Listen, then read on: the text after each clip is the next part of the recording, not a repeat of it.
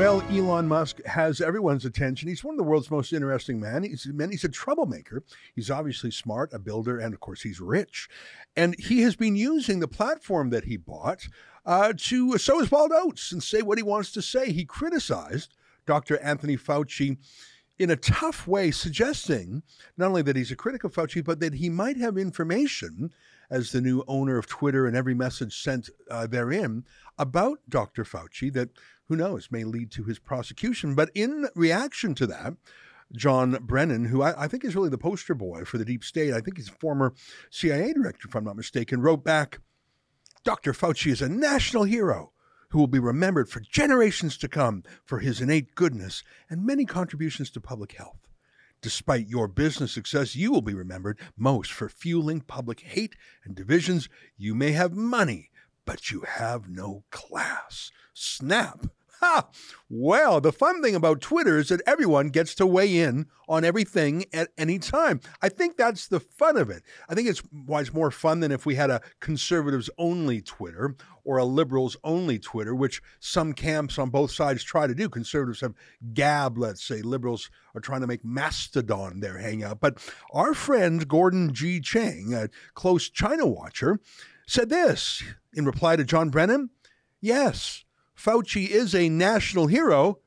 He's a national hero in China. Boom! And joining us now is the author of that tweet, who's really mastered the forum, is our friend Gordon G. Chang, who I follow on Twitter. And I think that might even have been how I discovered him. It really is a wonderful platform, which may be one reason why it's banned in China, right? If you don't have a VPN, a kind of way to get around the Great Firewall of China, you can't access Twitter in that country, can you? No, Twitter is unavailable in China, except, of course, for a virtual private network, as you point out. But that's actually violating China's laws. So, yes, it's available only if you make yourself a pirate. Huh. Of course, the Chinese government uses Twitter to broadcast its message outside the country. There are many Chinese diplomats who I think marshal the internet fairly effectively. I note that none of them, to my knowledge, have been deplatformed in the way that Donald Trump was deplatformed. But let's get back to your tweet, because I think it was a good quip. It was a great zinger. But in a way, it's true, isn't it?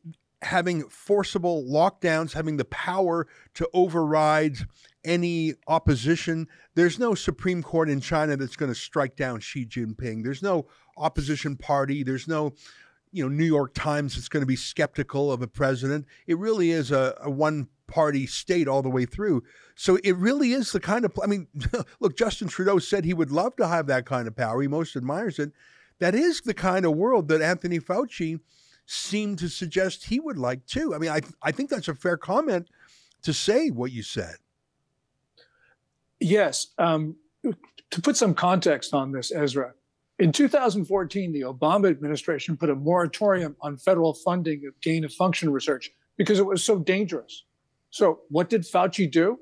Well, he went around the moratorium by funding gain-of-function in China. And that's why the Wuhan Institute of Virology was actually engaged in dangerous gain-of-function research. And we know that Fauci was responsible for it because there are two published papers, 2016 2017, which were by Wuhan researchers, which clearly describe gain-of-function experimentation.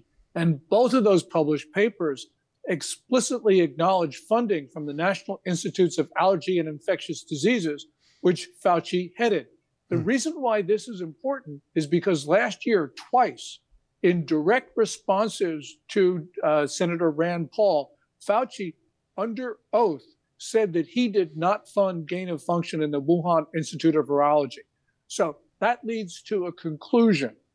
Either Fauci did not know what his institute was doing, which is really unlikely because these papers were high profile, or he committed perjury.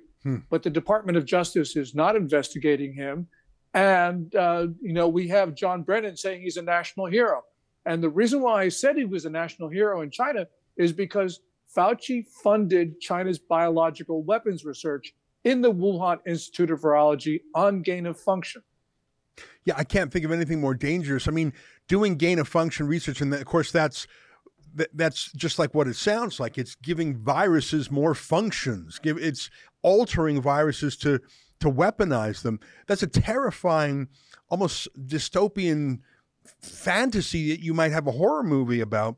It's a terrifying thing, but the only thing to make it more terrifying is to do it in China, under the power and authority of the Chinese government. It would be terrible enough to do it in America, but to do it in China is nuts. Hey, I got a question for you. Do we know if Anthony Fauci ever physically visited the Wuhan Institute of Virology?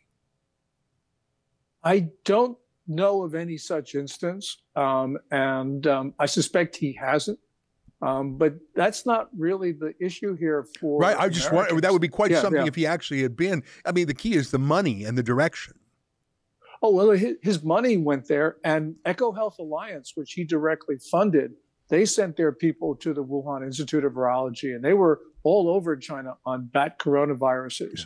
So that's the relevant thing in this, is that he actually funded Americans to go to the Wuhan Institute of Virology. Just nutty. I think you're right. And that may be, I mean, Elon Musk sometimes speaks in riddles and puns. He's a clever fella. And that may be what, when he says his pronouns are Fauci prosecute, that may be what he was talking about.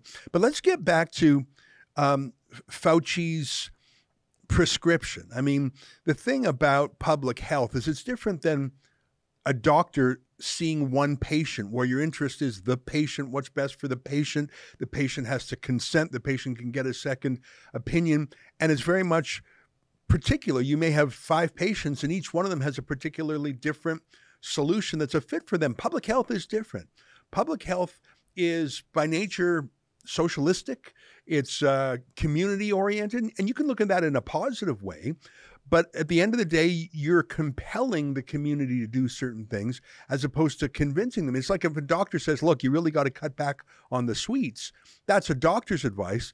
Putting a tax on, sweet drinks is a community health enforcement approach. My point is, I think Dr. Fauci really liked the power of making orders that millions of people had to obey. And that really is the Chinese Communist Party way. It is the vast public health laboratory because there's no dissent. There's no court that's going to stop it. That really was Fauci's playground in a way, in terms of public health. Did they follow the Fauci model in fighting COVID? Well, yes, everyone's been locking down. And to your broader comment, Ezra, which is really on point, if a doctor commits malpractice or just makes a mistake or whatever, on a patient, that's one death. But what Fauci did has resulted in, according to the Johns Hopkins Coronavirus Resource Center, 6,653,000 deaths as of today. And the number is actually larger because China has been underreporting deaths. So, this is a decision that has had far-reaching global consequences. And of course, it's not just the deaths, it's others,